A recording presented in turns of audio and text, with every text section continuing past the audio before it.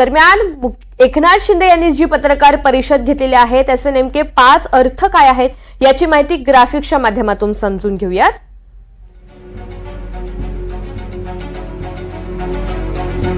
एकनाथ शिंदेंना मंत्रिमंडळात कोणतं स्थान?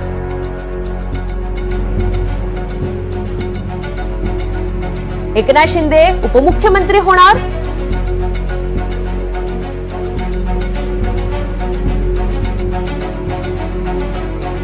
शिंदे एक पाऊल मागे मग फडणवीसांचा मार्ग मोकळा झालेला आहे का?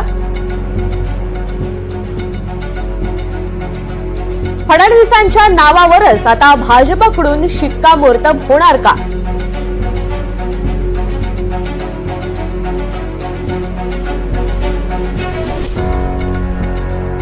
महाराष्ट्रातही भाजपच्या वरिष्ठ नेतृत्वाकडून धक्कातंत्राचा वापर केला जाईल का?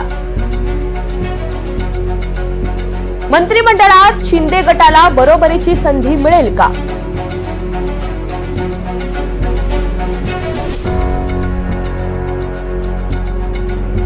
शिंदे गटासह केंद्रात आणखी स्थान वाढणार का?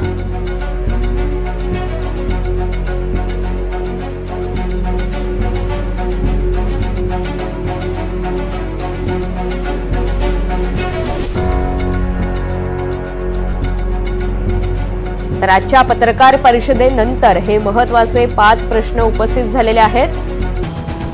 एकनाथ शिंदेंच्या पत्रकार परिषदेचे हे 5 अर्थ आपण पाहतोय। भाजपच्या दबावानंतर शिंदेंनी मुख्यमंत्री पदाचा दावा सोडलाय का असा सवाल उपस्थित होतोय।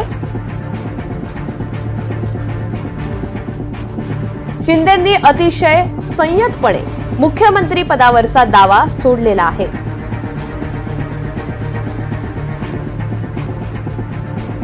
स्वतःच मुख्यमंत्री पदाचा दावा सोडल्याचं त्यांनी जाहीर करून विशेषतः ठाकरे गटाकडून होणारी संभाव्य टीका टाळलेली आहे। पत्रकार परिषद घेताना लाडकी बहीण सातत्यानं हायलाइट करून क्रेडिट घेण्याचा प्रयत्न आज शिंदेंनी केला। बहीण, भाऊ, शेतकरी यांच्यासाठी आपणच योजना आणल्याचं त्यांनी अधोरेखित केलंय।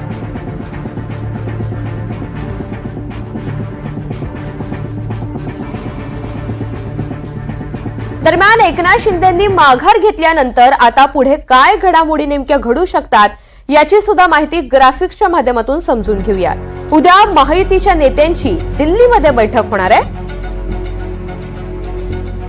2 दिवसात भाजपच्या नेता निवडीची बैठक सुद्धा पार पडणार आहे। भाजपचे 2 निरीक्षक नेता निवडीसाठी येण्याची शक्यता वर्तवली जाते। नेता निवडीनंतर मुख्यमंत्री पदाचा चेहरा जाहीर होईल।